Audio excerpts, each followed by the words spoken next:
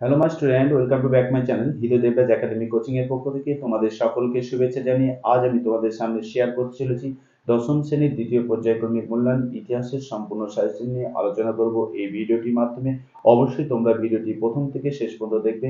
আর যদি চ্যানেল কেউ নতুন হয়ে থাকো তাহলে অবশ্যই চ্যানেলটিকে সাবস্ক্রাইব করে রাখবে। আর যদি ভালো লেগে থাকে তাহলে অবশ্যই তোমরা চ্যানেলটিতে লাইক, কমেন্ট ও শেয়ার করবে তোমাদের বন্ধুদের মধ্যে। তো চলো কথা না বেরিয়ে শুরু করব আজকে আমাদের সেই দশম শ্রেণীর দ্বিতীয় পর্যায়ক্রমিক মূল্যায়নের ইতিহাসের সম্পূর্ণ সাজেশন। ওকে, দেখো দশম শ্রেণী ইতিহাস সেকেন্ড ইউনিটের সাজেশন 2025। প্রথম যে অধ্যায়টি থেকে তোমাদের করতে হবে সেটা হচ্ছে সংঘবদ্ধতার গোড়ার কথা, অর্থাৎ চতুর্থ অধ্যায়। এখান থেকে 2 মার্কসের জন্য তোমরা যে সমস্ত প্রশ্নগুলি করবে দেখে নাও টিকার আকারে এবং সংজ্ঞার আকারে যে সমস্ত প্রশ্নগুলি আসে। তো আমি সেসব নিয়ে ডিটেলস আলোচনা করব, তোমরা অবশ্যই ভিডিওটি প্রথম থেকে শেষ পর্যন্ত দেখে নাও। দেখো, এক দাগে টিকার আকারে করবে তোমরা ইলবার্ট বিল, সভা সমিতির যুগ, হিন্দু মেলা, লক্ষ্মীবাঈ, তাতিয়া টুপি, জ্যোতিবা ফুলে, জমিদার সভা, নানা সাহেব। এগুলো তোমরা একটু টিকা অথবা 2 মার্কের সংজ্ঞা টাইপের দিতে পারে, তোমরা এগুলো একটু ভালো করে দেখে যাবে। ওকে, নেক্সট 2 দাগে দেখো 1857 সালের বিদ্রোহকে জাতীয় বিদ্রোহ বলা হয় কেন? নেক্সট, মহাবিদ্রোহকে গণবিদ্রোহ বলা হয় কেন? নেক্সট, মহাবিদ্রোহকে সামন্ত শ্রেণীর বিদ্রোহ বলা হয় কেন? নেক্সট, মহাবিদ্রোহকে সিপাহী বিদ্রোহ বলা হয় কেন?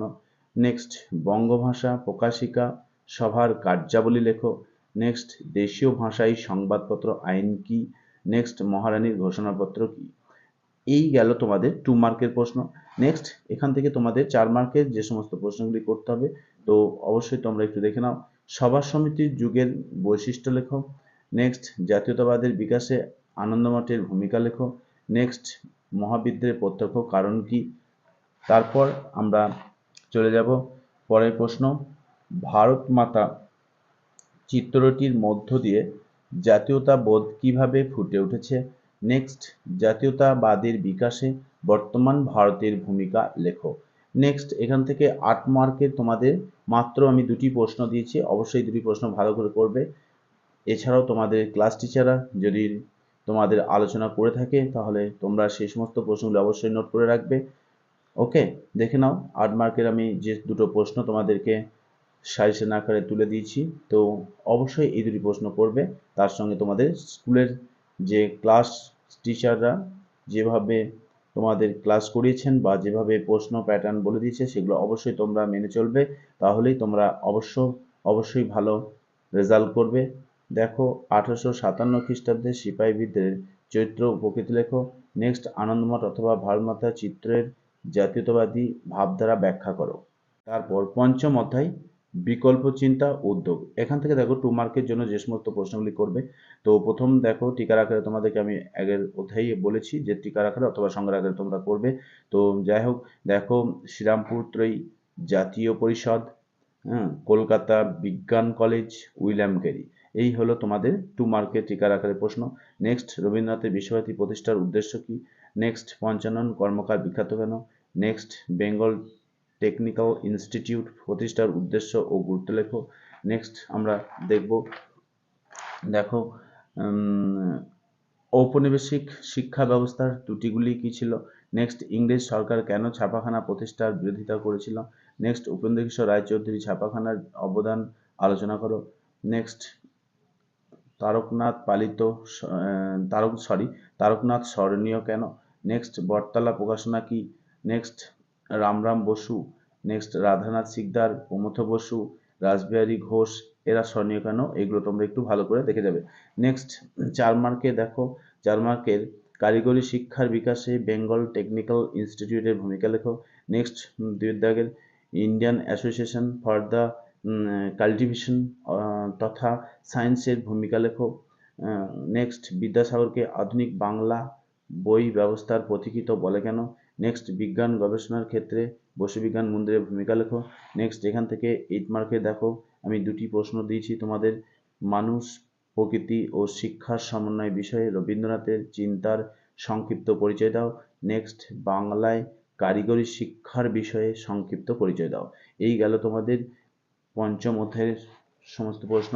নেক্সট আমরা যেটা যাব দেখো ষষ্ঠ অধ্যায় বিশ শতকের ভারতে কৃষক, শ্রমিক ও বামপন্থী আন্দোলন। এখান থেকে 2 মার্কের যে প্রশ্নগুলি করবে দেখে নাও। মানবেন্দ্রনাথ রায়, বীরেন্দ্রনাথ শাসমল, লালা লাজপত রায়, সতীশচন্দ্র সামন্ত, বল্লভভাই প্যাটেল, চৌরা ঘটনা, মিরাট ষড়যন্ত্র মামলা, বঙ্গ বিরোধী আন্দোলন, ভারত ছাড়ো আন্দোলন, ক্রিপ্স মিশন, এই প্রশ্নগুলো তোমরা একটু দেখে যাবে। নেক্সট মাতঙ্গিনী হাজরা স্মরণীয় কেন, তিনকাঠিয়া ব্যবস্থা কি, হ্যাঁ, রানী, দেখো পরেরটা রানী পরাজ কি, রানী পরাজ কি, আল্লুরি সীতারাম রাজু, এরা স্মরণীয় কেন, সিঙ্গারা ভেলু চেট্টিয়া, হ্যাঁ, সিঙ্গারা ভেলু চেট্টিয়া, সর্বভারতীয় কিষাণ সভা কি, এগুলো তোমরা একটু ভালো করে দেখে যাবে। নেক্সট তাম্রলিপ্ত জাতীয় সরকার কি, বয়কট ও স্বদেশী কি, র্যাডিক্যাল ডেমোক্রেটিক পার্টি কি, নেক্সট নিখিল ভারত ট্রেড ইউনিয়ন কংগ্রেস, এগুলো তোমরা একটু ভালো করে সংজ্ঞা আকারে অথবা টিকার আকারে দেখে যাবে। নেক্সট 4 মার্কে দেখো মোপলা কৃষকদের আন্দোলনে খিলাফত নেতাদের ভূমিকা কি ছিল।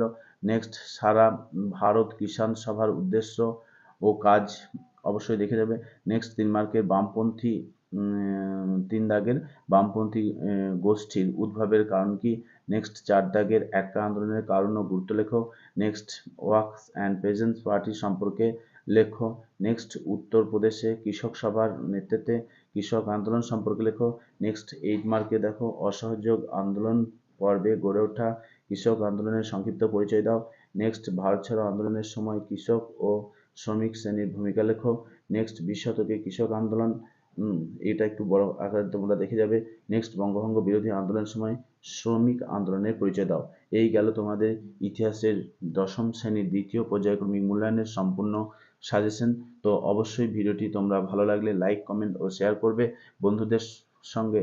আর যদি চ্যানেলে কেউ নতুন হয়ে থাকো অবশ্যই চ্যানেলটিকে সাবস্ক্রাইব করে রাখবে, তাহলে তোমরা আমার যে নিত্য নতুন ভিডিওগুলি আমি তোমাদের জন্য আপলোড করব খুব সহজেই তোমরা পেয়ে যাবে। ওকে, আজ এই পর্যন্তই, পরে আবার দেখা হচ্ছে।